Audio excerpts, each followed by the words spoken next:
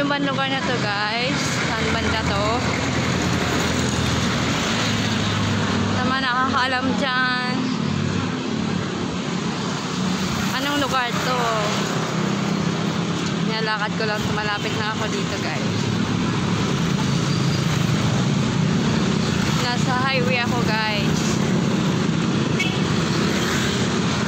Sinadya ko talaga maglakad kasi malapit lang ako, guys.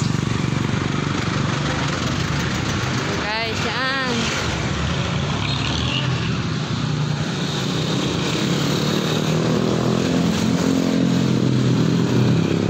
Medyo ano na kasi magdidilim na eh. Mga 6:30 na, guys. Kaya ayan, medyo madilim na yung ang paligid.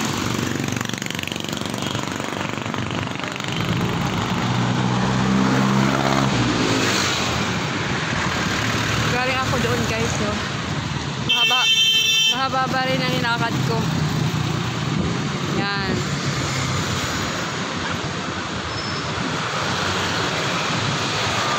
Maganda pa nga yung panahon kasi ano, pag start ng mga katapusan ng June, yan, guys, sobrang ulan na dito, baha-baha dito sa kalsada na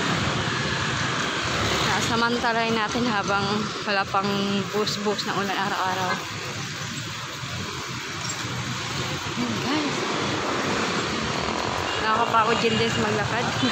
Medyo malayo nilakad ko.